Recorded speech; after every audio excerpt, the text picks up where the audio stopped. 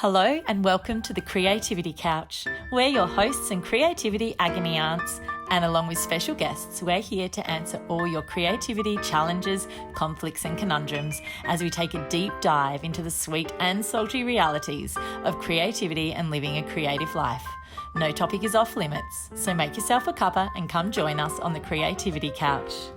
Hello, welcome to the Creativity Couch. I'm Anna. And this is... I'm Christina. This is... You just said that like... This, who are you? I don't know. Who is this person on my couch? I'm Christina. And... Are we going to do that again? No. Oh, we like that. We like that. Okay, and we have our special guest today, Susie Dureau, who is an amazing artist. Susie is a mid-career artist and she is in a lot of collections around Australia and throughout the world, and also represented by two galleries, Curatorial Co in Sydney and Suki and Hugh in Bungendore. And Susie is paints these most beautiful, whimsical, emotive, ephemeral paintings, and they're of the sky, they're of nature, they're of a lot of things, but you capture the sky so beautifully and the water, and it's so textural, and when you look at it, you are taken into this other world. They're really absolutely beautiful. Jump in the show notes because we will have all the online stalking connections there. So we'll put check your website they and all are your hard to pinpoint. They are landscape based, but they're more about forces of nature. Forces of nature, and you feel so empowered and carried away by when you look at these paintings. They are absolutely fantastic. So Susie is an incredible artist, painter, and we are so lucky to have Susie here today because the main topic and theme that we're going to be talking about is rejection and resilience, which as a visual artist you really need to have both those things. So we're going to be talking about that. But before we get on to that, I wanted to ask you, what does creativity mean to you? Creativity is, I believe it's something that you access sort of underneath thought, and it's a necessity for those who are creative, potentially for everyone, but for those who are creative, I feel that you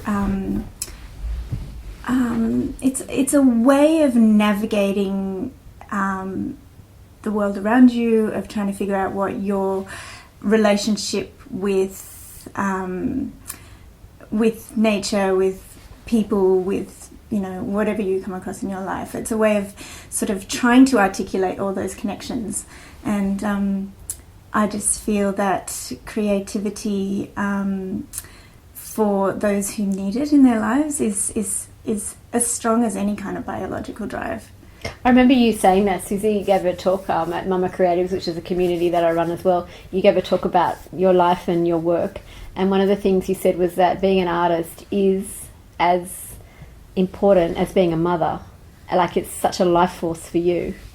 Where did that come from? You could do one or the other, but I just think that if you try to put down creativity when you are creative, then it kind of seeps into all the other areas of your life. And I feel like it is a force, like there's this kind of idea that energy, just changes states. So if you don't use your creativity for good, then it becomes a destructive force, and it turns into depression, and it turns into other things. And if you're not externalizing that, I feel like that therefore has to be. Yeah, I feel you on that one. I feel that too, and I can notice sometimes I forget if I haven't been just creating for the sake of creating. It's like, what's wrong with me? Oh, it's that.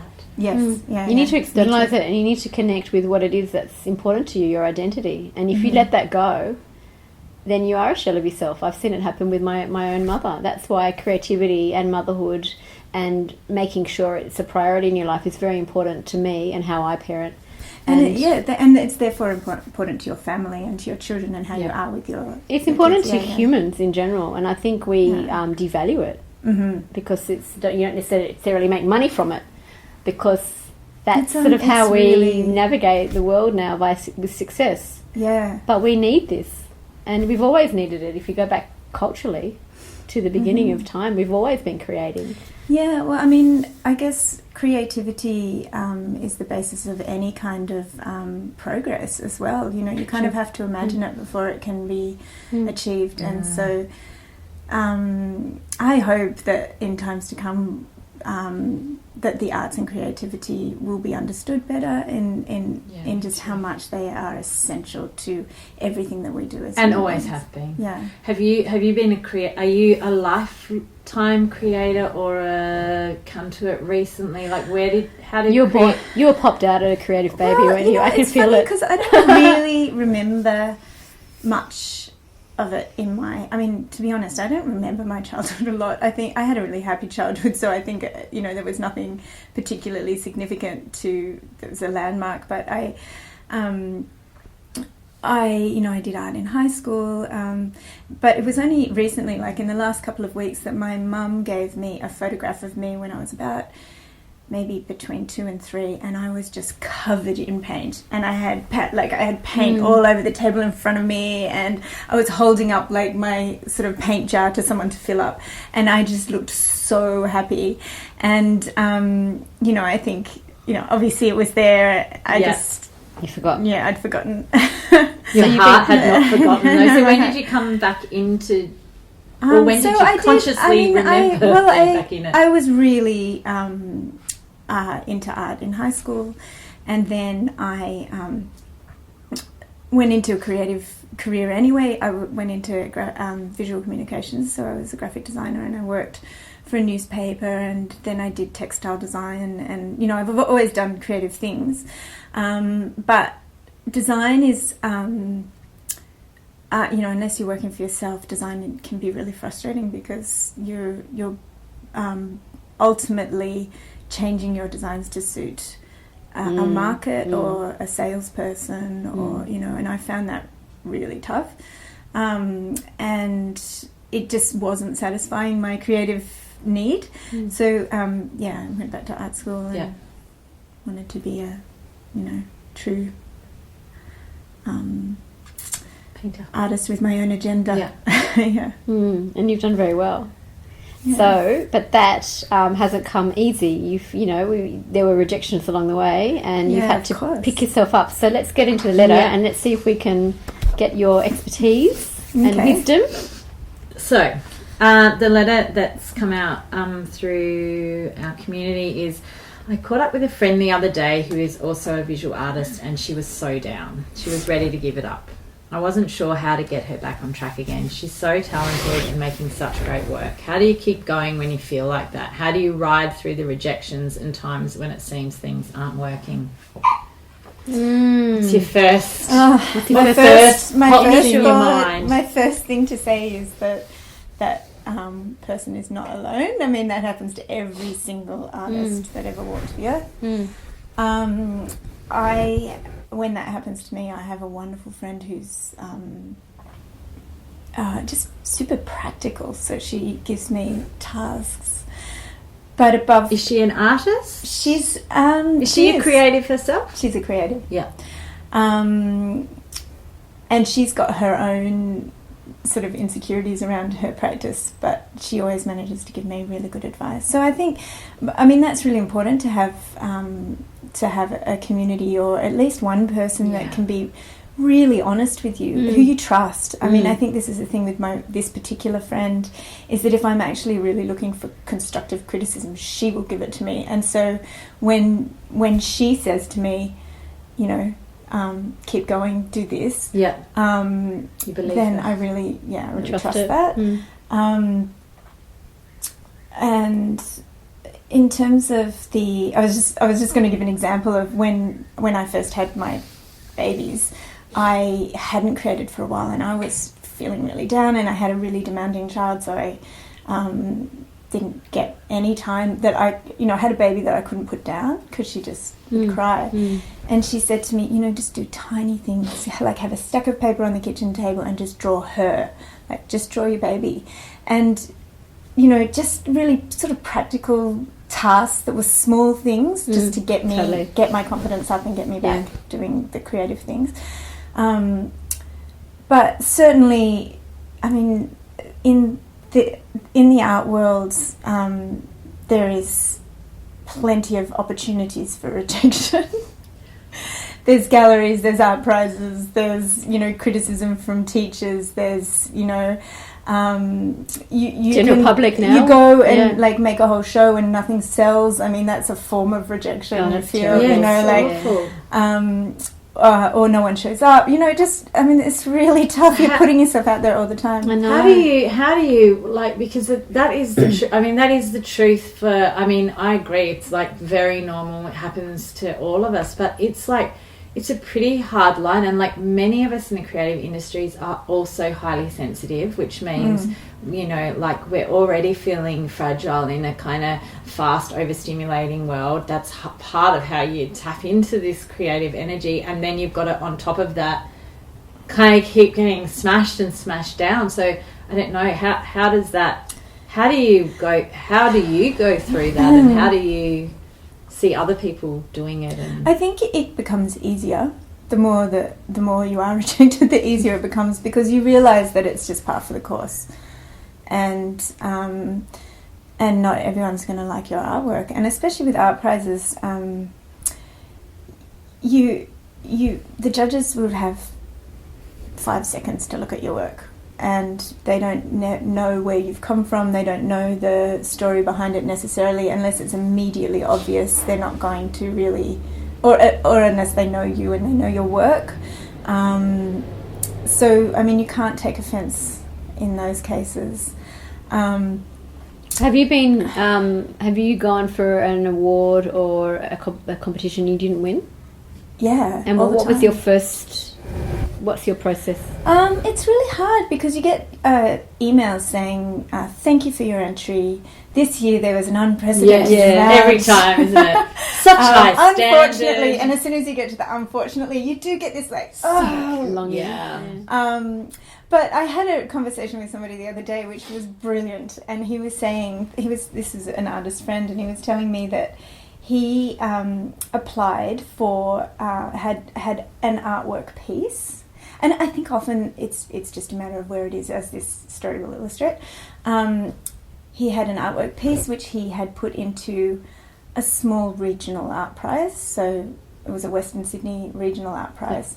And he'd also entered the same piece in a really prestigious scholarships that's run through the Art Gallery of New South Wales. He didn't even get in as a finalist to the regional art prize, and yet he won the scholarship through the Art Gallery of New South Wales. So, do you know, like, I mean, there's an example of how you really, there's an element of luck, there's an element of chance, you just have to have the right audience, and all of those things is what you should remember when you get that rejection letter and you feel like that. What if it's just happening over and over again too? Like, what if it's just like just don't cut any breaks or get any of those wins to tell you, like, oh, well, you win some, you lose some. Like, you just lose some and you lose more. I guess, I mean, underlying all of that kind of consolation is the fact that what the external world thinks of your artwork shouldn't really ultimately matter. It does, but between you and your work, that really should be the focus. And I think rejection's part of it if you're trying to make a career out of art. But if that brings you to the point where you feel like you want to give up because you're not getting any kind of external acknowledgement for your work, I understand that's really tough, but maybe that's a moment where you really have to reflect and wonder why you're doing the work, and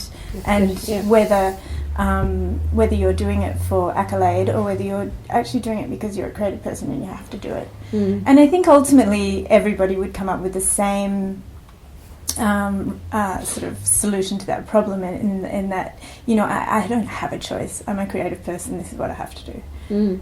But it's about the work. We talked about this the other day. It's like, it's not about that external affirmation, but it kind of is if you want to make a business out of it and sell it and make money out of it. But really it goes back to it being about the work, and those awards are extra. That you shouldn't be doing it to get an award. You should be doing it because the work has to be authentic and speak for itself. And I think also we did discuss as well that if you are very genuine about your work and you're very committed and you have that authentic relationship with the thing that you are creating, eventually people see that. Eventually people feel that and can see it through the work. And that kind of... I mean, there's definitely no science around this, but it happens. I feel that kind of committed energy that exists between you and the thing that you make is evident to people. And I think even someone who's never seen your work before will be able to feel that. But you're very dedicated to your style. Like, when I see your painting, I'm like, that's a Susie Dureau. Like, the way that you have... constructed your paintings, your style, your relationship to nature, the color palette. It's just so original. It's so you. I don't know if it's a dedication to that style. I don't know. It's just you. But when I see it, it's just that you have poured yourself into it, and now when you create, it's just got this atmospheric touch that it's like, oh, that's a Susie Dureau. I can tell. Like, have you just sort of grown into that style, or how did it evolve? And then you obviously sell your work very well. How did you get your market? How did you sort of realize this style? I mean, I understand that you connected to your style and then people liked it and they bought it. How did that circle work, that now that you can create work for commissions and it's moving beyond? I find creating work for commissions really tough because there's this expectation and you don't really know what that is. And that puts a different parameter on the making of the work. But in terms of how my visual language came about, I think I was going through a really tough time, which you know about, and I moved to the Blue Mountains, so I think I really craved this connection with nature to help me get through some difficult moments. And I think then just really wanted to express what it is about that healing relationship with nature. And there were some symbols within my artwork, like the lights and the paper boats, that were symbols of resilience and recovery, and I just felt like that was something that I had to sort of speak about for myself, really. I mean, it sounds really egotistical and self-centered, but ultimately it has to be for yourself, because why? You know, and I'm studying at the moment, and one of our questions is, you know, you have to kind of think about, you know, what is your central question? What are you, what are you trying to say with your work? And ultimately, why does it matter whether you make work or not? And I said to one of my supervisors the other day, you know, I find that third question really difficult, because why does any of this matter to anyone other than me? And she said, I know you're supposed to answer that question, but try not to think about that too much, because ultimately every artist is doing it because they need to express it. Yeah. Can you talk to about resilience? Because I know we've all been through stuff. How do you overcome adversity and, difficult times? What's resilience for you? You know what? People talk about fragility and strength as this kind of binary opposite. And I think that resilience is a concept that combines both. It's an acceptance that, and every nuance tension in between. Tension, yeah. It's a kind of way of living in the world that allows you to be vulnerable and have confidence that you will weather whatever storm comes your way. That you can. And as an artist, that's really important. You have to be vulnerable, otherwise you aren't really connecting with whatever it is that motivates you to make work. And Brene Brown talks about vulnerability as being powerful and being your strength. I think a lot of people are afraid of being vulnerable because they feel exposed, but that's where a lot of the amazing creativity comes out, and that's what you've mastered, is allowing yourself to be vulnerable. It's that underthought thing. It's the vulnerability is like, it's kind of that moment when you first wake up in the morning, that 2 seconds before you have consciousness, where you're sort of lying in bed and you know, like that tiny little gap between your sort of really conscious, conscious, and that gap, one could argue, you're really vulnerable because and that's where creativity sits, I think. Or just before you're about to drop off to sleep. Yeah, there's some neuroscience around that as well. Yeah. That's where we're most creative. And actually, there's a good story about Dali. And have you heard that story? Oh, yeah, with the spoon or something? With the spoon or the keys. Tell us the story. Can you tell us an abridged version of the story? There's something along the lines. So basically, Oh, no, you tell it. You probably know it better than I do. Well, it was along the lines of he'd sit in a chair with a spoon or some piece of metal that might drop, poised in his hand, and then as he nods off to sleep, he drops the spoon, and with the idea that it will wake him back up again, so that he can access that moment just after waking and just before waking. Before the REM. So basically there's this sort of neuroscience around when we're most creative, and also about, so it also is a time of the day, about, I think it's between 2:30 and 3, so it's in the afternoon when we should have a little 20-minute sleep. Okay. All right. Okay. Right, everybody. 20-minute sleep in the afternoon. I'm so supportive of that theory. Don't get into too much of a deep sleep, and you sit there with some keys, and I think it was Dali, and so you sit there and you have a sleep, and you can sit for about 20 minutes, and then when you really get into sleep, it's exactly what you said. They drop the keys or drop the spoon, and that's when you wake up. So it stops you from going into a really deep sleep. That stops you from having that makes you too tired and groggy, and when you wake up, it's that 20 minutes though. When you wake up, that's when you've got the creativity, the sparkle. It's a very interesting theory, and they've done a lot of work around it, and it's just the way our brain works. So damn, I don't get to actually just have the full nap. You can't have a full nap, but it's about to refreshing you. But also, it's just that bit of in our brain before we get into that really deep sleep, and that's when the ideas are meant to hit. Have you tried that before? I mean, I am really creative when I first wake up in the morning, although I do have to make myself a cup of tea first, and that can maybe take up most of that space. But the other thing that I find and actually this came up in one of your masterclasses on neuroscience. Yeah, that's where we heard that story. Yeah, right. I'll put a link to it. I've got the link. The creativity that happens in a shower. Oh, yeah. Oh, I'm so up for that. That is one thing. You're a musician, so do you sing in the shower? No, I just get so many of my, it's the one thing, I'm very, eco-conscious and, vegan and the hot, and you feel hot guilty water. about the long and shower. I feel guilty except for that I don't, because it's seriously, I could spend all day in a long hot shower because it's just suddenly it's you can all relax. the answers come. It's it's outside of time. I lose track of time in the shower.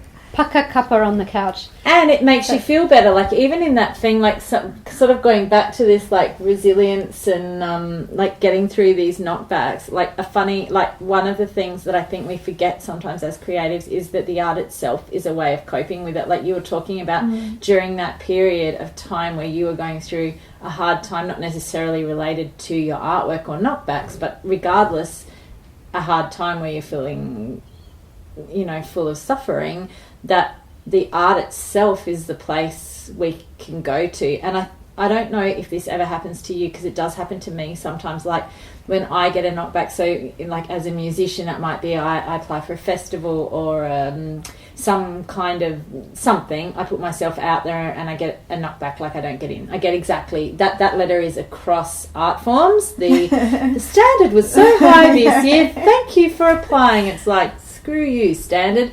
But sometimes I forget in that moment, I almost hate the music because it's put me in that place. But if I remember that the music is so sometimes I almost feel bad, I'll never play again, or damn you music. But then if I just go and sit and play the guitar or feel a song, or it can remind you that, you're talking about this thing about why are you doing it in the first place, and to hook back in to the art itself as a way of getting through the it's a therapy to hard go through times. it, to externalize it, to share it, to use the art as the process rather than the product.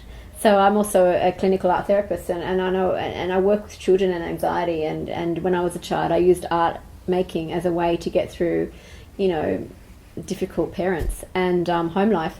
And so art can also be it's the process that can be very therapeutic, as opposed to the product, which is what people focus on in terms of obviously wanting it to be sold or entering into a prize. Yeah, so there's different ways of using the creative process. And so that letter writer is talking about, can we get that? Yes. They're talking about, she's so talented and making such great work. How do you keep going when you feel like that? Well, I think that's when you go back to the creative process. Yeah. That can be the healing. I think that when I was saying at the beginning what creativity means to me about exactly. navigating the world and understanding the world around you, and navigating grief and navigating disappointment and all of those emotions, keep working. I mean, it's hard to get straight back into the studio when you feel like that, and everybody has their own ways of doing things. But I mean, have someone that you can talk to. Yeah. And if there's no one there, just Google, what do I do when I'm rejected from others? And there's so much, and people have written about it. And there's, sometimes you just find one little thing that sort of, you go, oh yeah, okay, this is normal, this is par for the course, like, carry on. Sometimes it's about growth. Sometimes maybe your work isn't good enough. Like, sometimes that's the reality. Sometimes the competition was so high and all the other things that came through were excellent, and they only had 20, and out of the 20 it was such a high standard that sometimes you do have to do more work. You do have to go back to why am I doing it. You do maybe need a broader you need more work in your series. Yeah. I mean, there's nothing wrong with pushing yourself to grow and to put more into it. Sometimes it does force you to think, okay, well, maybe I need to work on a different style or a different concept, or maybe it wasn't authentic, or that's one way of looking at it. And another way, maybe it was just fucked, bad luck, and why me again? There's different ways. I ways. think it hurts more when it really genuinely is authentic. Of course. And you really feel like you've connected with what you're trying to say. Mm. And of it's course. not understood by other people of yet. Course. Yeah, you go the fine pushing, line between self-flagellation and learning from a failure, though. Like, I can err towards the, like, it must have been something I did wrong, let's fix it or make it better or something. So that there is that learning opportunity in a knockback, especially if you can get feedback, although a lot of the time you don't get feedback, so you don't even really know why. Well, you ask for the feedback. A lot of the time it's very hard to get it because they're so smart. They barely give you any feedback. I mean, if you can ask for it, by all means, try. I went for funding recently to do a creative project, and I got knocked back. They gave me one part of it, but not the other bigger part. And I asked why, and one of the things was they said, well, proof of concept was too successful. You aimed too high? And I'm thinking, didn't I need to prove my concept? They said there were other people who were starting from scratch who needed it more because it seems like you're already making it work. And I'm like, wow, I demonstrated it to be successful. But I'm thinking, is that just like, I'm like, oh my goodness. No, but I think this is an important thing. So it depends on what, and I think this is a thing, like getting really pragmatic about these knockbacks and failures and things is also that some things are not the right fit, and these competitions actually, like, we're being kind of like, damn that letter that we all get. But the truth is we all get that letter because I've sat on funding panels. I've been the person who's looked at an amazing project and had to say, you don't get through. And the standard is so high, it's heartbreaking. But at the end of the day, you also have got to pick where you're fitting in, what their guidelines are. So it may be that particular funding you went for was about initiating new projects and getting new ideas off the ground, and yours was already too far established for what their agenda was. And the same with an art prize. Like, sometimes they're just looking for something very particular in that moment, or there's a particular political context or something that's popular at that moment, and you just won't hit it. They hang it while they're moving through the work, and so you know, it may just be a really simple sort of size restriction, or it could be, it could be something really simple. But, you know, in that circumstance, you did probably learn something, because when you go, again, you'll maybe beforehand, because when you go for a grant, they always are open to queries before, and so you can ask them more specifically, what is your criteria, what are you looking for, you know. Well, I'm going to go for funding for a much bigger funding opportunity, and I spoke to them at length about what happened with that last one.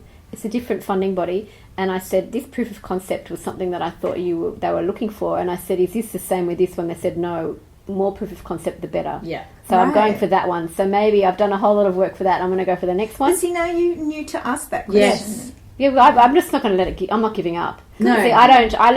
I'm different. So if I'm rejected, I'm just like, I'm going to try harder to prove everyone else wrong. It's a different approach. That comes after the initial grief, though. That comes after So confidence. what are doing that initial grief? Like, That's we've talked because about showers. That's because I've pulling been through enough stuff in life. I know, and that's It's just the experience. The more it happens, the more you realise, the more you become philosophical You keep about trying, it, and you just go. What other things does everyone do when they hit those? Not like you talked about contacting a friend. You talked about you did, you know, in a major time, like a whole move, and you sunk back into your artwork. We've talked about showers Connecting with are nature. not only good for creative Cleanliness. thinking, they're also for like cleansing it out. Yeah. Yep. What other do you Okay, have any other Nearly go-to finished. creative ways of dealing with I it? always make a cup Oh of tea. yeah, look how much tea Well- we've got. Thank you, Pucker. Thank you, Pucker. We've got lots of tea. We've got Pucker It's a on good the couch. opportunity- It's a good opportunity to mention promote which wonderful one are you cooking. drinking? Which one are you drinking? I'm drinking Clarity. I just had a chai that I But brewed up I on the stove. genuinely, Stuck on I Revitalize. genuinely love a cup of tea. Me I too. feel like That's because you're taking a breath and you're Yeah. getting back to And consciousness. sometimes, I mean, my partner jokes, sometimes I don't even drink the tea. It's the Yeah, it's the process of making making it. It's But- slowing yourself down. Yeah, it is. It's, Which is a kind of that form of meditation. I agree. I'm Yeah. also a Being tea. present, I'm yeah, also me too. a tea is my go-to. Happy, calm, ground myself down. So Going something grounded. like that. So finding whatever that ritual is that's a bit self-soothing. Going a for a bit I have nourishing. friends that go for a run. Yeah, I mean, exercise. sometimes when I go for a run, you know, I feel like that's a good way to like. yeah. Yeah. There's something wrong with getting angry. You know, kick a cushion or punch a bag or go for a run or get that energy out or speak to a friend or get angry or be disappointed. I mean, feel the feelings. We don't need to, medicate. Bury it. No, don't Bury bury it. You know, it. if you're angry and it is, the other thing is a lot of these, we're focusing so much on art prizes and art awards, and it's sort of a bit wrong to do that. But if we are going to stick in that area just for one more minute, some of those things are rigged in a way. Like they have their favourites, and it is really unfair. Totally rigged. Not all of them, but it is really unfair. I mean, sometimes your work is bloody amazing, and but You never stood a chance anyway. and so there's all that going on. You don't know what's going on. Who knows who in those things? So it's about going back to the work. You could be rejected by a gallery. You could be rejected in so many ways with your work, but the work has to stand. And it has to be meaningful to you, and you can't let someone else's idea of what's important Really take that away from you. rationale behind rejection, and one example for me was that I was really trying to get on board with this gallery, and they kept sort of saying, "Oh, maybe next year, maybe we might find a spot for you." Blah blah blah. And in the end, I said, "Can you just tell me straight what's going on?" And she said, "Well, to be honest, your work is really similar to one of the artists that There we you go. already represent." There you go. And I just feel like I don't want to betray her. And then suddenly I felt like, wow, I have this whole new respect for you that you are that loyal to somebody you're already Yeah. representing. And it was not personal. It wasn't It because wasn't your that you work were- wasn't good enough. Yeah. It just didn't fit in there. I think that's the other. Like I often talk about, history is just dotted with creatives who didn't enjoy recognition for the work they did, or like traditional acceptance, if given that we're talking about rejection. So if we go to the opposite side of that, I mean, they don't get to have that experience in their lifetime, but it doesn't mean that their work wasn't worth making. And sometimes there is that kind of ripple effect of creativity. Like one person, like I'm always feeling like I do everything for just that one person. Like, of course, we would love to make lots of money or be really seen or be bought by lots of people, whatever, but like sometimes that one person is enough, because we don't know how we're connecting with them. And I don't know. I think the thing about rejection is that we're so quick to go, what's wrong with me? Maybe like what you just said, there's nothing wrong with you.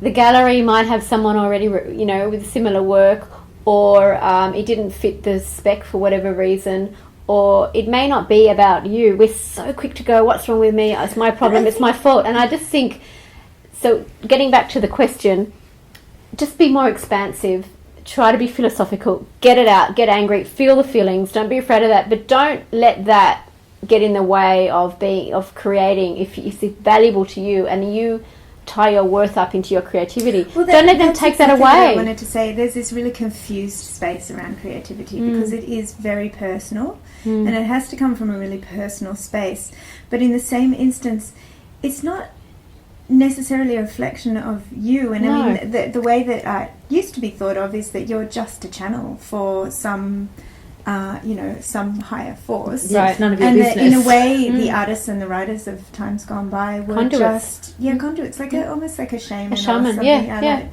And so we've added the ego part. We've added that sort of rejection is now like a reflection of self, which that's not helpful. Yesterday I was listening to Deepak Chopra talk to Oprah about this specifically, about consciousness and how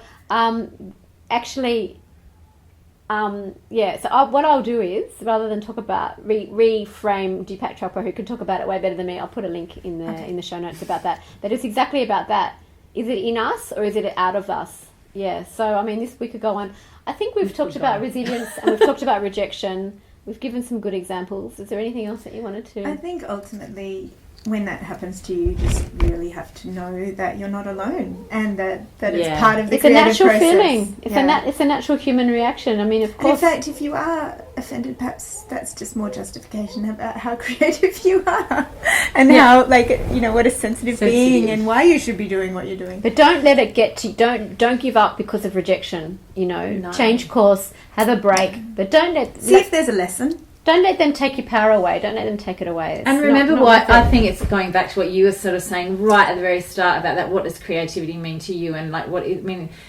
If you're here to create, then you're here to create, whether someone rejects it or accepts it or Maybe have work that you put out into the world and work that you do for you, and use that in different ways. It doesn't all have to be, I think, affirmed by other people. Yeah, the work has to come from a very personal space. And sometimes it's process. It doesn't need to be shared and hung on a wall or put in a gallery. It can be just in your visual diary or, for you.